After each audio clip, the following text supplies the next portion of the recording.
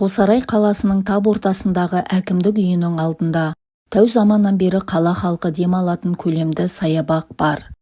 Мұсылмандардың Құрбан айт мерекесінің 3-ші күні әдемі бір әйел 3-4 жастар шамасындағы баласын жетелеп осы саябаққа кіре берді. Демалыс күн болғандықтан ба адам көп екен. Отырар орынның біразы бос емес. Серуендеп сейіл құрып жүргендер де жетіп артылғандай. Баққа кіре бере әйел ту сыртындағы 9 қабат ғимаратқа жаутаң-жаутаң етіп 1-2 рет қарады. Көкірегінде бәрі сайрап тұр. Қай жылы, қай қабатта отырғаны, басшыларының мінез-құлқы, жұмыс әдістері, бәрі есінде. Виталий Сергейұлы деп аталатын басшысы төңірегіне көрікті әйелдерді жинағыш еді. Құдды бір гарем сияқты. Өзі келбетті, әрі шет тілінің маманы болғандықтан бұл да элита ортасына жастайынан тап болды. ақш-тан бір делегация келгенде аудармашылығымен бірден көзге түсті де әкімдік мұны мектептен жұлып алып өз қатарына қосты. Әуелі жұмысты офис менеджерден бастады.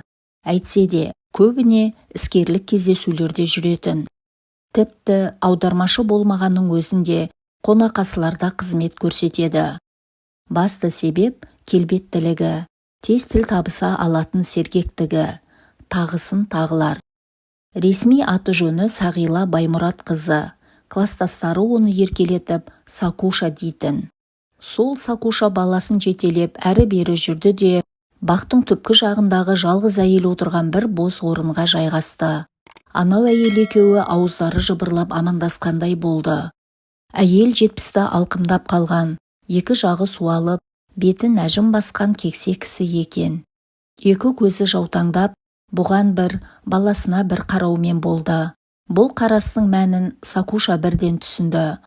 Бала өзгеше, шашы бұйра-бұйра, өзі көмірдей қап-қара. Тура сойып қаптап қойған африкалық. Тілі қазақша ананы-мынаны сұрап тақылдап тұр. Кексе әйел. Алда, Құдай-ай, мына бишараның қызы ойнақтап жүріп отбасқан болды ғой.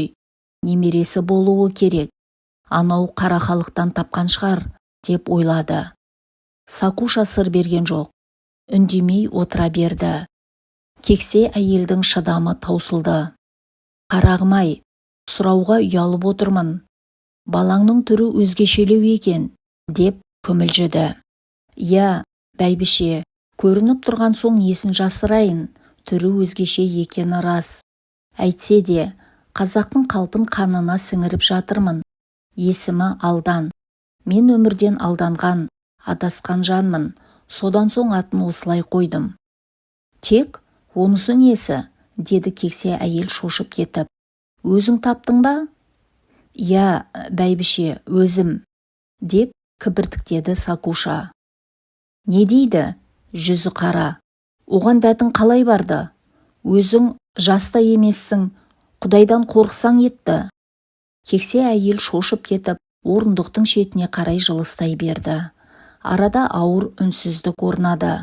Бір талайдан кейін Сакуша. Білгіңіз келсе, мәнісін айтып берейін, деді. Кексе әйел жаулығын жоғары түріп, жақындап келіп құлағын тосты. Оқиға былай болған еді. Мектепті бітіргеннен кейін Алматының Иниязына түстім, деп бастады әңгімесін Сакуша. Алғашқы 2 жылым кітаптан бас алмай оқып, өзіме таныс емес тілді тиянақты меңгеруге жұмсалды. Ұстаздарымыз да әр сөзді миымызға шағып құйғандай үйретіп, сапалы білім берді. 3-ші курста ауызша әжептәуір сөйлеуге, шет елдің газет-журналдарын емін-еркін оқуға жарап қалдық. Бұл 70-ші жылдардың аяқ кезі ғой. Алматыда шет елдің студент жастары баршылық еді. Көшеде, кейде саябақтардағы би кештерінде солармен кездесіп қалып жүрдік. Тіл білген соң емін-еркін сөйлесе береміз.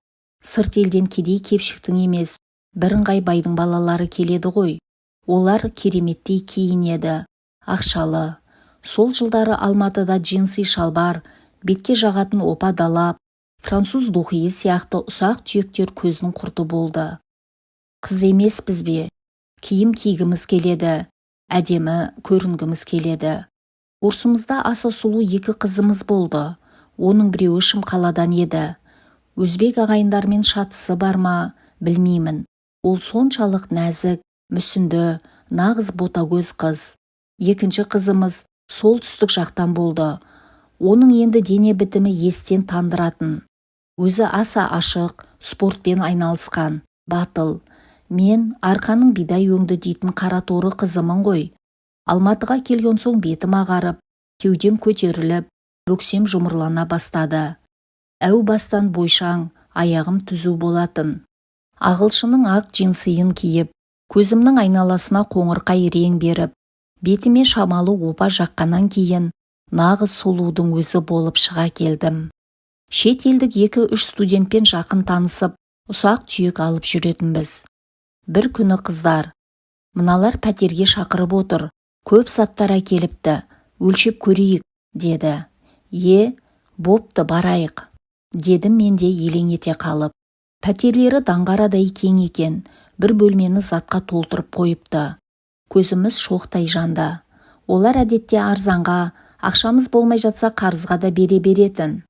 Ал келіп өлшейік киімдерді. Юбка, копта, джинсыйдың сан түрлі, духидің неше атасы бар. Мен 2 джинсы, 1 духи, ерінге жағатын помада алдым.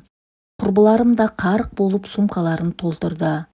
Жігіттер болса сырғауылдай бойшаң апайтөс бәлелер ғой. Дастархан жайып, біздің заттарымызды жумақ болды. Шампан іштік. Тағы бір сұйықтардың дәмін таттық. Олар биге шебер, музыка қойылып, көңіл көтерістік. Бір кезде кескен теректей құлап түскенім есімде. Әрі қарай түк білмеймін. Содан қанша жатқаным белгісіз. Оянсам, алпамсадай қара нәсілді жігітпен жатырмын. Иттің зілдейін ай, денемді жартылай әзер босатып алдым. Көргім келмей, көзімді тарс жұмдым. Өзімді басқа бір тылсым дүниеге тап болғандай сезіндім. Санам дұрыс сияқты, ал денем өзіме бағынбайды. Бұл түн біздің жанымызға да, тәнімізге де өшпестей таңба салған қаралы түн болды. Шүберек-мүберектің құрбаны болған қазақтың сорлы 3 қызы мұны өлгенше жасыруға тырыстық. Жасырдық та. Бірақ оқу бітіріп елге келген соң, алды-артыма қарамай, алғаш сөз салған адамға тұрмысқа шықтым. Бағыма қарай, күйеуім мінезі жұмсақ, момын адам болды. Мамандығы есепші, бір мекемеде әуелі қатардағы, кейін бас есепші болып істеді. Өзім әкімдіктемін. Бастығым Сергей ұлы менің сауатты, жұмысқа тыңғылықтылығымды жоғары бағалап, үнемі қолпаштап, көтермелеп жүрді. Тұрмысымыз жақсарып, байи бастады. Бір қыз туып алғам.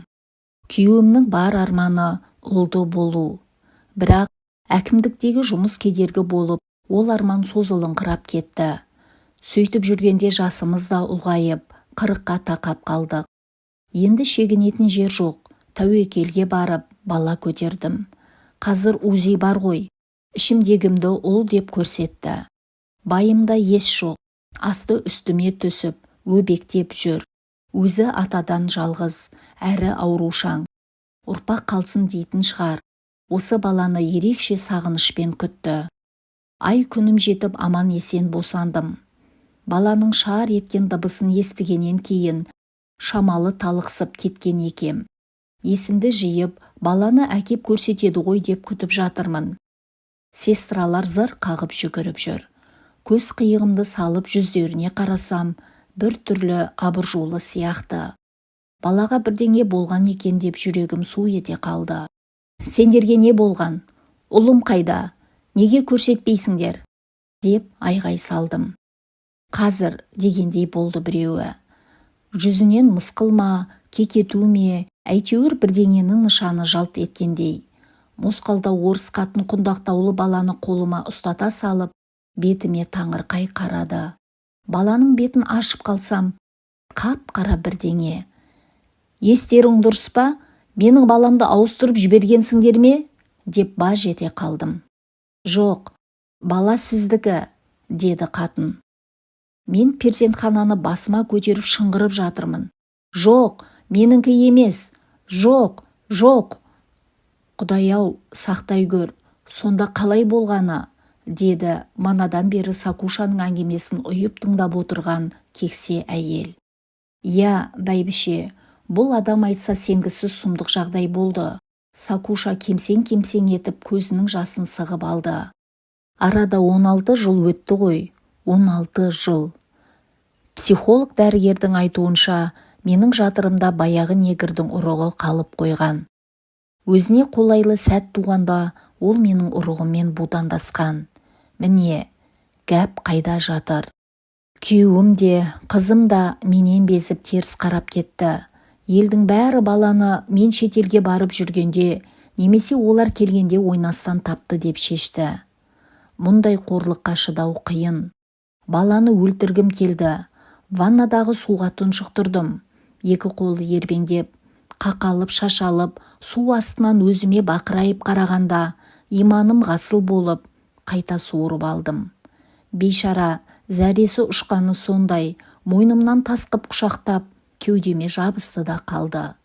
Ішім алай-дүлей, өзіммен өзім жиіркеніп, кектеніп алғам. Іштен шыққан шұбар жылан деген сол. Бәрібір баланы өлтіре алмадым. Ендеше өзім өлейін деп ойладым. Бірақ мына байғұсты кімге қалдырам? Кім оны бағады? Деп ол райымнан да қайттым. Қазір не өлі емес, не тірі емес, ұяттың отына күйген бейбақ болып жүріп жатырмын, деп Сакуша әңгімесін аяқтады. Алла сорлы ай, жастық шақтағы селтеңдеудің зауалын тартқан екенсің ғой, деп кексе әйел жөніне кетті. Сакуша құлдыраңдап ойнап жүрген баланы шақырып алып, бауырына басты. Сөйткенше болмай, оның жанына бала ерткен екі әйел келіп отырды. Былшық бет, қотан аяқты сары қатын да, екі аяғының ортасынан ит өтіп кеткендей тырыйған арық қара қатын да, аузына жұқпай сампылда орысша сөйлесіп отыр. Ара-арасында, Толик, Аскарик, иди сюда, деп қояды. Сакуша, білсе ғой, бұлар кімді тәрбиелеп жүргенін. Ертең олар рухсыз, ана тілінсіз мәңгүрт бірдеме болып шығады. Мына мүйғыла мүскіндер соны білмей ме? Мен бейшара айдаладағы африкалықтан қазақ жасаймын деп тыраштанып жүрмін. Ал мыналар қаны да, жаны да қазақты қолма-қол орысқа айналдырып жатыр. Жаратқан жаппар ием-ай, парақорлық та, зинақорлық та, ұятсыздық та, баққұмарлық та бізде. Рухы сөнген, сана сезімі таскерең болған бейшара, сорлы екенбіз ғой. Алла, өзің сақтай көр, деп ойлады.